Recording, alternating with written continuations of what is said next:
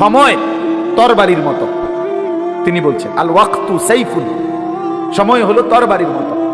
তুমি যদি সময়কে না কাটো, ইনলাম তাকতাহু, তুমি যদি সময়কে না কাটো, মানে তোমার সময়কে যদি তুমি ভাগ না করো, কাতা আকা, তাহলে সময় তোমাকে কাটতে কাটতে তোমার উপর দিয়ে চলে যাবে। তুমি যদি ভাগ না করো যে ঘুমাইবা কতক্ষণ, নাস্তা করবা কতক্ষণ, বিশ্রাম করবা কতক্ষণ, পড়ালেখা করবা কতক্ষণ, তোমার জীবনের একটা কি থাকতে হবে, সময়ের ভাগ থাকতে হবে। আমার 2 ঘন্টা এইটা, আমার আধা ঘন্টা এইটা, আমার 10 মিনিট এইটা, আমার 1 ঘন্টা এইটা। এই যে এইটারে কয়ের কি কাটা, নিজের সময় কাটা মানে সময়কে ভাগ করা। তিনি বলেন তুমি যদি সময়কে না কাটো, না ভাগ করো, তো দেখবা তোমার উপর দিয়া ঘন্টার পর ঘন্টা জিন্দিগির সময় পার করে চলে যাচ্ছে। আমরা যদি ঘুমাই 10টায়, তো উঠে দেখবো বাজে 6টা, মাঝখান দিয়ে 12 ঘন্টা, 6 ঘন্টা চলে গেছে, 8 ঘন্টা চলে গেছে। এই জন্য ইমাম শাফি রাহমাতুল্লাহ বলছেন যে প্রত্যেককে বলছে উনি যে নিজের সময়কে ভাগ করা দরকার। আমি ঘুমাবো কতক্ষণ, খাবো কতক্ষণ, নাস্তা করব কতক্ষণ, বিশ্রাম করব কতক্ষণ, এটা যাদের না থাকে তাদের জীবনের সৌন্দর্য হয় না। আমাদের হেফসখানাগুলোতে ভাই, যে কোনো নওজোয়ান এবং বাবাদেরকেও বলি, আপনারা আমাদের হেফসখানায়, যেই কোনো হেফসখানায় গিয়ে একটা দেখেন, ওদের একটা হিসাব করা টাইম, রাত্রে কতক্ষণ আগে উঠবে, সবক শুনাই নিতে হবে ফজরের আগে আগে, নাস্তার আগে আগে আমুকটা শুনাইতে আর 7 সবক শুনাইতে হবে, এরকম একটা নিয়ম আছে। ঘুমাবে কতক্ষণ, বিশ্রাম করবে কতক্ষণ, এই কঠোর সময় নিয়ন্ত্রণ করে যেই মাদ্রাসাগুলো, হেফসখানা, অল্প সময়ের ব্যবধানে এই বাচ্চাটা আল্লাহ কোরআনের হাফেজ হয়েছে। আপনি এটা খামখেয়ালি মনে করেন, পাগড়ি দিয়ে লাইছে এত তার তো একটা হাফেজ হয়ে গেছে, বিষয়টা এমন না। এই একটা পৃষ্ঠা কোরআন, এক একটা লাইন, এই এক একটা ছেলে হাফেজে কোরআন হতে গিয়ে বিশ্বাস করেন কত হাজার বার, লক্ষ বার তাকে এটা বারবার বারবার বারবার করতে হয়েছে, দোহরাইতে হয়েছে। এরপরে আল্লাহ দয়া করে একদিন তার দিলের মধ্যে বসায় দিছে। এটা মালিকের মায়া, যে মালিকের ইহসান ও কারাম, আল্লাহর ফয়সালা এটা। ইন্না আলাইনা জামআহু ওয়া কুরআনা, আল্লাহ কোরআনে বলছে বন্ধু, আপনি শুধু জিবরাইল নাজিল করিলে কোরআন আপনি শুধু শুনবেন, বাকি অন্তরে বসাইয়া দেওয়া আবার জবানে পড়ার যোগ্যতা আমি আল্লাহর দায়িত্ব। কি কথাই, ইন্না আলাইনা, নিশ্চয়ই আমি আল্লাহর উপরেই দায়িত্ব, জামআহু, অন্তরে সেটাকে একত্রিত করে দেওয়া, ওয়া কুরআনা, আয় তিলাওয়াত, পরবর্তীতে সেটাকে পড়া, তেলাওয়াত করা, শোনানো, এটা আমি আল্লাহর দায়িত্ব। এই জন্য সময়কে ভাগ করা ভাই আমার। অনেক নওজোয়ান তোমরা, তোমাদের জিন্দিগির সময়ের কোনো আগামাথা নাই। এই যে মোবাইল টিপতেছ, কোনো খবর নাই। এই যে রাত বেজে গেছে 2টা, তোমার চোখে কোনো ঘুম নাই।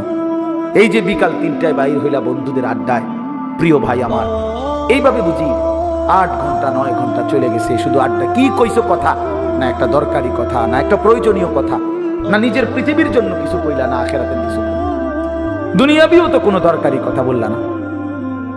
যদি পৃথিবী নিয়ে, সমাজ নিয়ে, কত গরিব মানুষ আছে, কত অসহায় মানুষ আছে, কত বিধবা নারী আছে, কত পঙ্গু প্যারালাইজড আছে, কত মানুষ অভাবে কাতরাইতেছে, কত মানুষ কতভাবে বিপদগ্রস্ত আছে, কারো একটু কল্যাণ নিয়ে চিন্তা করো, কারো একটু মঙ্গল ভালো করার ফিকির করো ভাই। তাইলেও তো সময়টা কাটত, তাইলেও তো সময়টা কাটত না। কিছুই হলো, কিছুই হলো না। ফিকির মানুষকে দামি বানায়, ছোট্ট হোক ফিকির, সামান্য হোক। আমি বলছি কয়েকবারই, গত বছর আগে, 1 বছর আগে, গত বছর 2023 সালের অক্টোবর নভেম্বরের দিকে চট্টগ্রাম সন্দ্বীপে একটা উপজেলা আছে যেটা সাগর পাড়ি দিয়ে যাইতে হয়, দ্বীপ আলাদা, চারদিকেই বঙ্গোপসাগর, শুধু একটা আলাদা দ্বীপ। ওইখানে প্রায় 7-8 লক্ষ মানুষের বসবাস। ওইখানে ওরা 4টা ছেলে, 3-4টা ছেলে নিয়মিত ফজরের নামাজ পড়ে। তো একদিন ফজরের পরে তারা প্রতিদিন সাগরের পাড়ে হাঁটে। তো একদিন তারা বলতেছে, আচ্ছা আমরা যে হাঁটি, এই গত বছর কলেজের ছেলে, মাদ্রাসার না, স্কুল কলেজের ছেলে, আমরা যে সকালবেলায় মর্নিং ওয়ার্ক করি ফজর পড়ে, চলো আমরা একটা কাজ করি, না হাইটা আমরা বন্ধুদেরকে ফজরের জন্য উঠাই। এই কথাইটা তাদের মনে আসছে। তাইলে কেমনে উঠাইতে পারি? যে 2 ভাবে, একে তো ব্যক্তিগতভাবে ডাকবো, আরেকটা হলো জায়গায় জায়গায় ছোট ছোট ক্যাম্পেইন, মানে ফজরের জন্য গণসংযোগ করুন, আমরা একটা ছোট ছোট প্রোগ্রাম করুন। ছোট প্রোগ্রাম কি?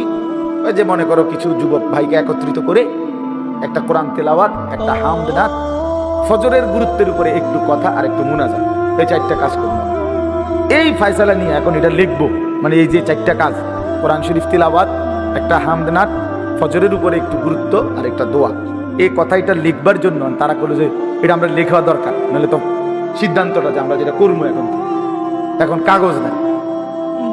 তারা তো হাঁটতে গেছে সকালবেলা ফজরের পরে। ওই যুবক আমার নিজে শুনাইছে মাহফিলে সবার সামনে।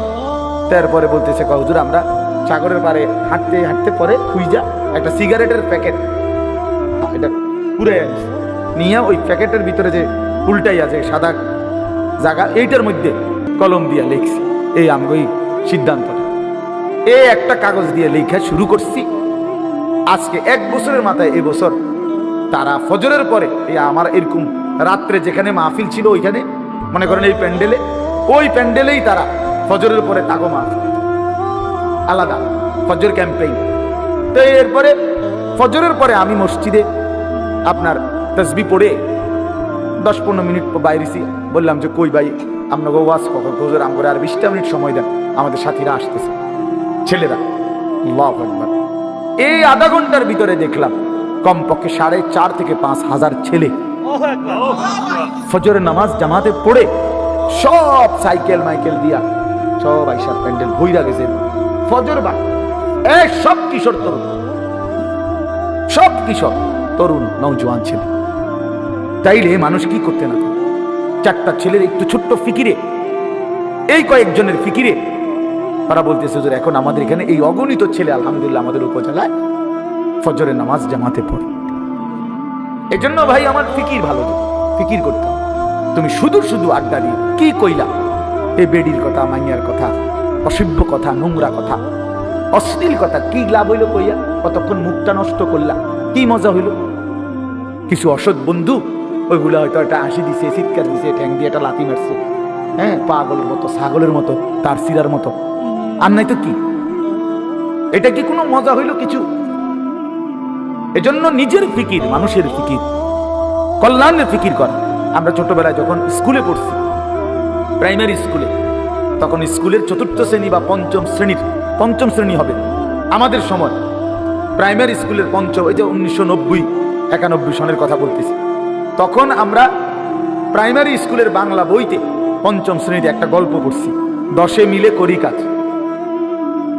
এই গল্পের নাম একদ্দুর না হারিজিতি নাহিলাজ, এটা ছিল না লাইনে, মানে ছিল দূরে, 10 মিলে করি কাজ। তো এটা একটা গল্প।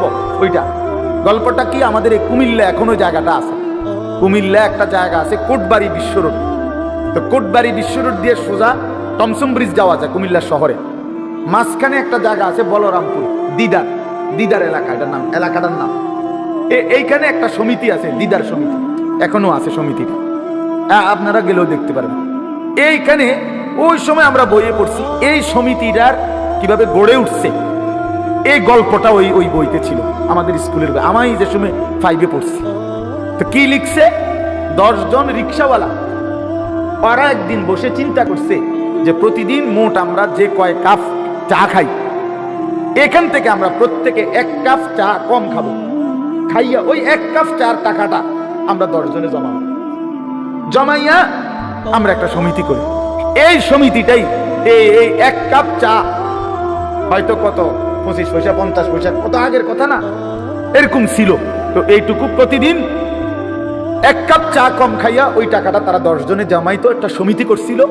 সেই সমিতিটাই দিদার সমিতি, এশিয়া মহাদেশের মধ্যে সবচেয়ে বৃহৎ সমিতি, গোটা বাংলাদেশের না, গোটা এশিয়া মহাদেশের মধ্যে বর্তমানে বিখ্যাত সমিতি।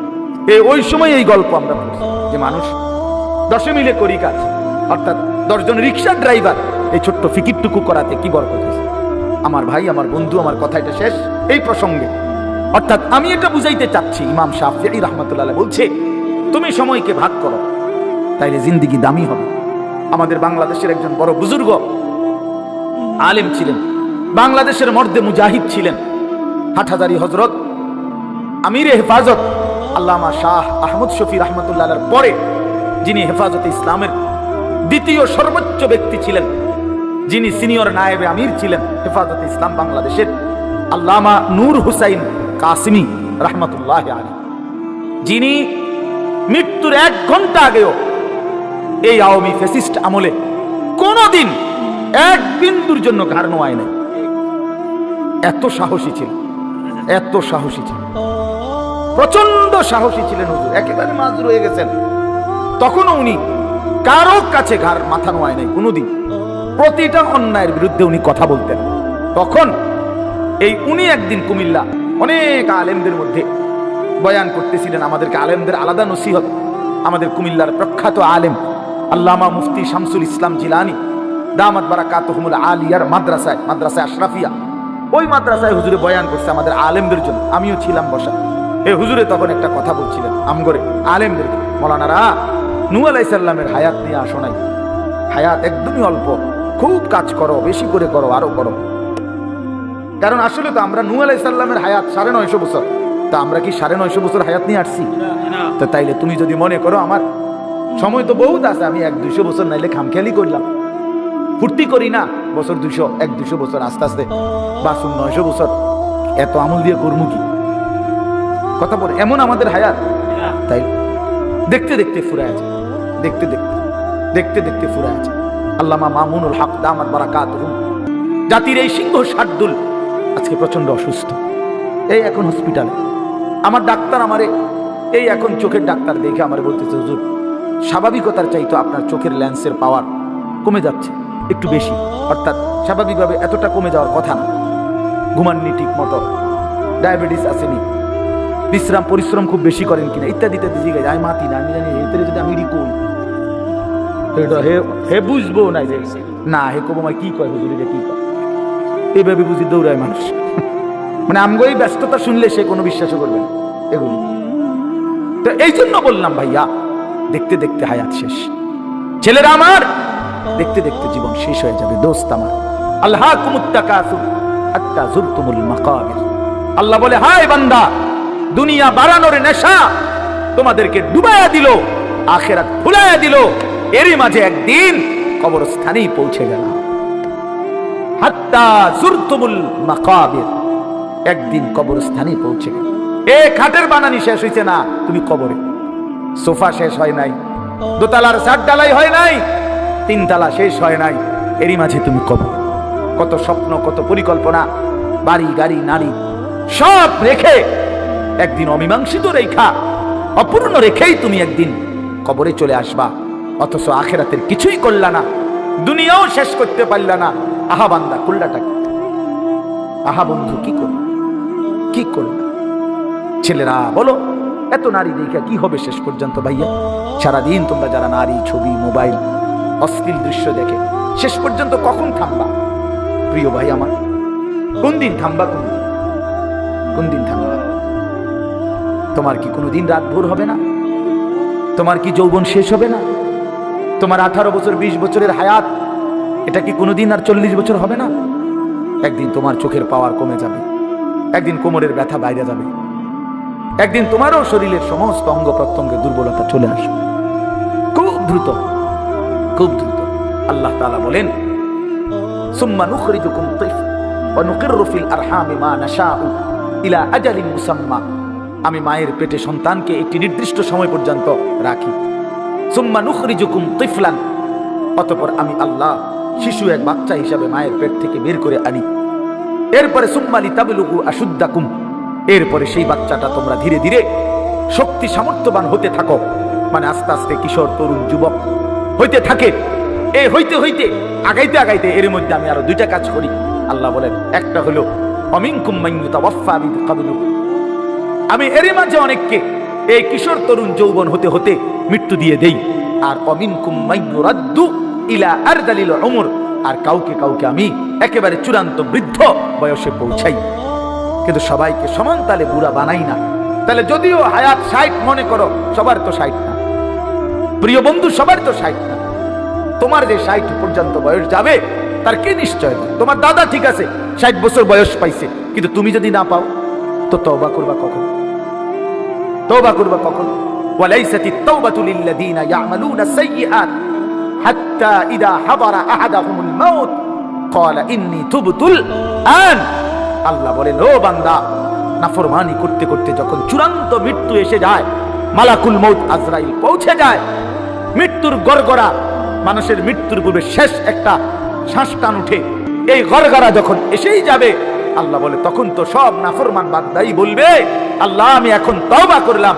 খোদার কসম আল্লাহ বলে ওয়ালাইসাতি তাওবা, সেই তওবা আমি আল্লাহর কাছে গ্রহণযোগ্য নয়, সেই গ্রহণযোগ্য নয় বান্দা। ওয়ালাইসাতি তাওবাতু, আমি আল্লাহ তাআলা সেই তওবা গ্রহণ করব না বান্দা। তখন আর ফিরতে পারবা না ভাই আমার, ফিরতে পারবা না, মনে পড়বে সব। ওয়াজিআ ইয়াউমাইদিন বিজাহান্নাম ইয়াউমাইদিন ইয়াতাযাক্কারুল ইনসানু ওয়া আন্না লাহু যিকরা। আল্লাহ বলে বান্দা হাসরের ময়দানে তোমাদের চোখের সামনে জাহান্নামকে ফেরেশতারা টেনে আনবে। তোমরা যখন নিজ চোখে জাহান্নাম দেখবা, লাতারাবুন্নাল জাহিম, নিজ চোখে যখন জাহান্নাম দেখবা, ইয়াউমাইদিন ইয়াতাযাক্কারুল ইনসান, সেদিন তোমাদের দুনিয়ার জীবনের সব কথা মনে পড়বে। ওয়া আন্না লাহু যিকরা, কিন্তু বলো না বান্দা সেদিন মনে পড়ে কি লাভ? কি আজীব কথা। ওয়া আন্না লাহু যিকরা, বলো না বান্দা মনে পড়ে কি হবে? সেদিন বুঝে লাভ কি হবে? কাল্লা লাউ তা'লামুনা ইলমাল ইয়াকিন, আজকে যদি কোরআন থেকে শুনে, রাসূলের হাদিস শুনে, উলামায়ে কেরামের নসিহত শুনে আজকে যদি বিশ্বাস করতা কত না ভালো হতো। এটা কোরআনের আয়াত। আল্লাহ বলেন আজ যদি বুঝতা বান্দা তাহলেই খুব ভালো হতো, কিন্তু একদিন তো দুই চোখে জাহান্নাম দেখবা, নিজ চোখেই দেখবা বান্দা, সেদিন সব বুঝবা, কিন্তু লাভ কি হবে? ইয়াউমা ইউকশাফু আন সাকিন ওয়া ইউদআউনা ইলাস সুজুদি ফালা ইস্তাতিউন। আল্লাহ বলে যেদিন হাসরের ময়দানে তোমাদের সকলকে সারা দেহ বিবস্ত্র করে, সম্পূর্ণ বিবস্ত্র শরীরে কাপড়বিহীন দাঁড় করানো হবে, সেদিন আল্লাহর ফেরেশতা ডাক দিয়ে বলবে নাফরমান, তোর জীবনে যেই সেজদাগুলো ছুটে গেছে নাফরমান, আজকে হাসরের ময়দানে সেই সেজদাগুলো দে।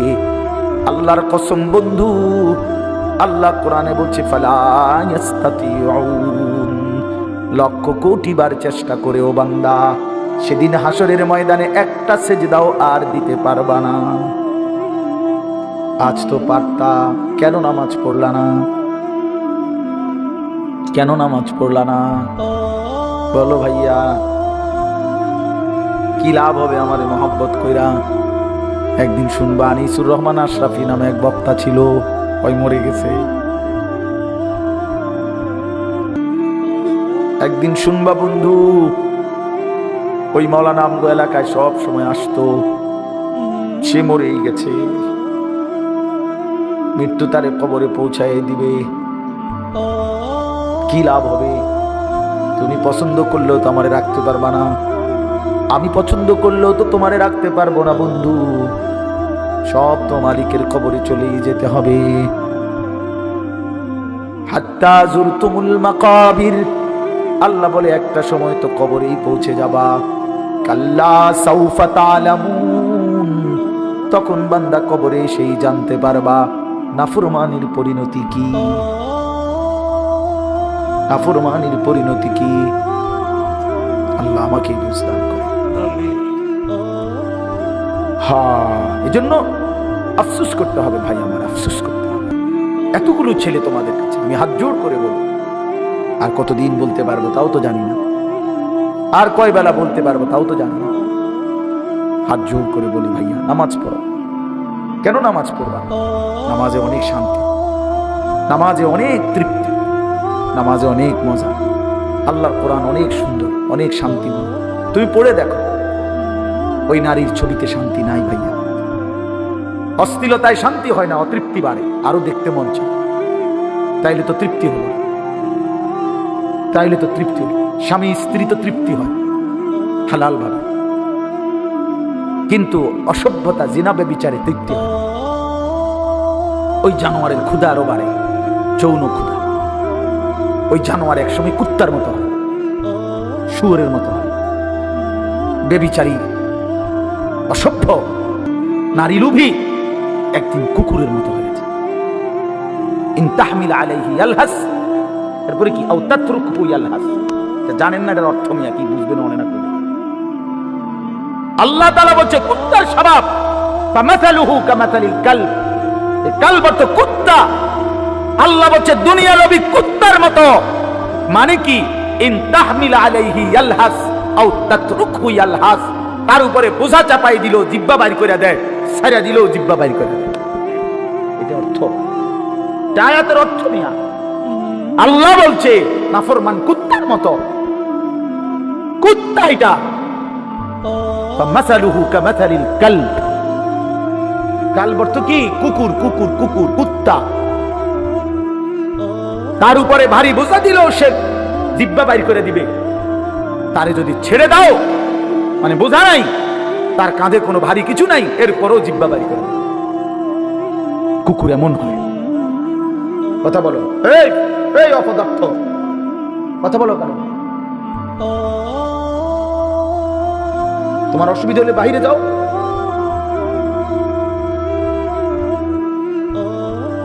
তাইলে বলো, ভাই আমার, আমি ছেড়ে দিতে রাজি না, আমি এমনও বুঝি বেশি দিন বাঁচতাম না, খালাস। কিন্তু এটা আমাদের বোঝা উচিত। কেন গুনাহ করবা ভাইয়া? তোমাদের অগণিত ছেলের চেহারা দেখলে বোঝা যায় তোমরা নামাজ পড়ো না। তোমাদের চেহারা দেখলে বুঝ, তোমাদের চেহারা কালো, তোমাদের চেহারা পাষাণ। তোমরা যারা বেনামাজি, তোমাদের চেহারা নির্দয়, নির্লজ্জের মতো। এই চুল ফ্যাশন না ভাইয়া, বেনামাজি তোমাদের এই চুল যেগুলো এই বড়, এগুলো কোনো ফ্যাশন নয়। পৃথিবীর কোথাও এটা কোনো গবেষণায় এটা কোনো সৌন্দর্য হিসাবে স্বীকৃতি পায় না। এটা এক ধরনের পরাজিত মানসিকতা, অসভ্যতা। এই জন্য ভাই, সময়কে কাজে লাগা, জিন্দেগিকে কাজে লাগা, তাহলে আফসোস করতে হবে দুনিয়াতে। এই নারী ছবি, অশ্লীল দৃশ্য নিয়ে যারা জীবন কাটায়, দুনিয়াতেও তার লাঞ্ছনা হয়। এক সময় প্রয়োজনের মুহূর্তে শারীরিক সক্ষমতা আর থাকে না, কষ্টই পায়, দুঃখে দুঃখে মরে, দুঃখে দুঃখে অন্ধকারে কাঁদে। এই জন্য আমি অনুরোধ করলাম, বুঝলে তো বুঝছই, না বুঝলে নাই। চারিত্রিক অধপতন সবচেয়ে বড় অধপতন। নারীর লোভ, নারীর আসক্তি, এটা জীবনের সবচেয়ে বড় পরাজয়। ওই শেষ, ওই শেষ। ফাত্তাকুদ দুনিয়া ওয়াত্তাকুন নিসা। নবীজি একটা আশ্চর্য হাদিস বলছে, উম্মত গোটা দুনিয়ার ফিতনা থেকে বাঁচো। আবার আলাদা বলছে, এবং নারীর ফিতনা থেকে বাঁচো। মানে গোটা দুনিয়া মিলাইয়া যতটা বড় ফিতনা, নারীর ফান্দে যদি পইরা যাও, তো এটা গোটা দুনিয়ার মোকাবেলায় এটা এর চাইতে বড় ফিতনা। বাকি সব ক্ষতি পোষাইতে পারবা, কিন্তু চরিত্রের এই ক্ষতি আর পোষাইতে পারবে যার চরিত্রের অধপতন আছে। Character is lost, everything lost, everything, সব শেষ, এভরিথিং সব শেষ। আল্লাহ তাআলা কুরআনুল কারীমে বলেছেন, ওয়ালা তাকরাবুজ জিনা, জিনা ব্যভিচারের কাছেও যেও না। কোন নারীর দিকে তাকানো, যার প্রতি দেখার অনুমতি না, এটা জিনা, চোখের জিনা। কোন নারীকে ছুঁয়ে দেখা অবৈধভাবে, এটা ছাপের জিনা। কোন নারীর সাথে অবৈধ কথা বলা, মোবাইলে হোক আর সরাসরি হোক, এটা মুখের জিনা, জবানের জিনা। কোন নারীর উদ্দেশ্যে সামনে হেঁটে যাওয়া, পা দিয়ে এগিয়ে যাওয়া, এটা পায়ের জিনা।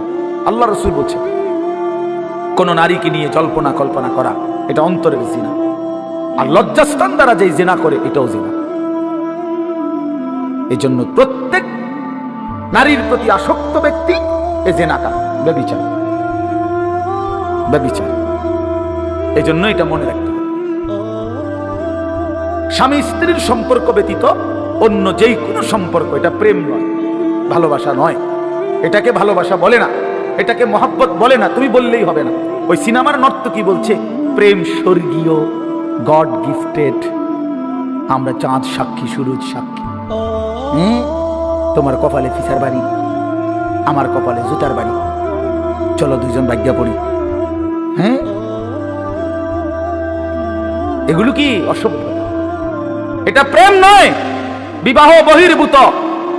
নারী পুরুষের যেই কোনো সম্পর্ক, এটা জেনা, জেনা, জেনা, জেনা, ব্যভিচার, ব্যভিচার, ব্যভিচার। আর আল্লাহ ওয়াদা করছে কোরআনে, ব্যভিচারী শোন, ইউদাআফ লাহুল আযাবু ইয়াউমাল কিয়ামা। ব্যভিচারীকে আল্লাহ বলছে, হে জিনাকারী ব্যভিচারী, হাসরের ময়দানে তোরে আমি ডবল ডবল ডবল ডবল রিডবল রিডবল তোরে শাস্তি দেব।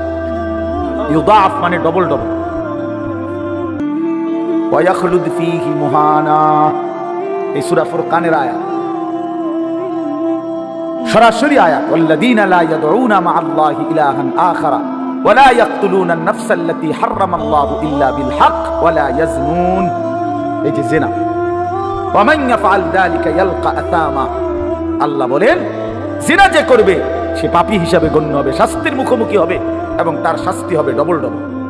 এবং ওয়া ইয়াখলুদ ফীহি মুহানা, আল্লাহ বলেন, এবং তাকে আমি আল্লাহ লাঞ্ছিত কইরা, বেইজ্জতি কইরা হাসরের ময়দানে সমস্ত মানুষের সামনে লাঠাইয়া ফেরেশতারে দিয়া অপমানিত করে চিরস্থায়ী জাহান্নামে ফেলে দেব। এটা কোরআন শরীফের তরজমা। রঙের গুড্ডি উড়াও, হ্যাঁ, মানুষের বেডি চাও। সিনেমার নর্তকী দেখো, মোবাইলের অসভ্য নারী দেখো, যার নিজের কোনো চরিত্র নাই, যে নারী, সে তোমারে কি সুখ দিবে? সে কিভাবে সুখ দিবে? আল্লাহ আমাদেরকে বুঝার তৌফিক দান করেন। এরপরের আয়াত আল্লাহ বড় সুন্দর বলছে, আজীব, হতাশ করে নাই আমাদেরকে, আল্লাহ নিরাশ করে নাই। ও মালিক বড় মেহেরবান। কয় যে ইল্লা মান তাবা, হ্যাঁ, তবে কেউ যদি তওবা করে ফিরে আসে, ও আমানা, আমি আল্লাহর উপরে ঈমান রাখে, ও আমিলা আমালান সালিহান, নেক আমল করতে শুরু করে, আল্লাহ বলে, বান্দা, তাহলে আমি ওয়াদা দিলাম, ফাউলাইকা ইউবাদদিলুল্লাহু সাইয়্যাতিহিম হাসানাত, তোর পিছনের সব গুনাহ আমি মাফ করে গুনার পৃষ্ঠাগুলো আমি নেকি দিয়া পূর্ণ করে দেব। সুবহানাল্লাহ। ওয়া কানাল্লাহু গফুরার রহিমা, কারণ আমি খুব বেশি ক্ষমাশীল, দয়াবান। যদি বান্দা ছেড়ে দাও, তাইলে আমি মাফ করে দেব, গুনার পৃষ্ঠা নেকি দিয়ে পূর্ণ করে দেব। চলো বন্ধু ফিরে আসি, ঠিক আছে না? ইনশাআল্লাহ, ইনশাআল্লাহ বলো নওজোয়ান, ইনশাআল্লাহ বলো, ইনশাআল্লাহ। ফিরে আসো, ভালো নামাজ পড়ো, সেজদা করো, চেহারাটা সুন্দর হবে, অনেক ভালো লাগে, মায়া লাগে, মানুষ আদর করো, মহব্বত করো।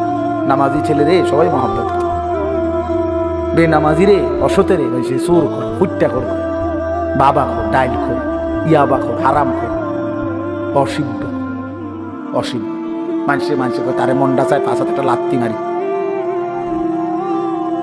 তো তাহলে এত ঘৃণা, এত অপমান নিয়ে বেঁচে থাকার চাইতে বেটা মরে যাওয়া ভালো বেটা, মরে যাওয়া ভালো বেটা। এত বেইজ্জতির চাইতে বেটা এই জীবনের কি অর্থ আছে বেটা, যে জীবনে তোকে কেউ পছন্দই করে না বেটা। আল্লাহ আমাদেরকে মাফ করে দেন। চলেন এই তরজমা শুনে নেব। আল্লাহ তাআলা বলেন, ইযা যুলজিলাতিল আরদু জিলজালাহা ওয়া আখরাজাতিল আরদু আসকালাহা।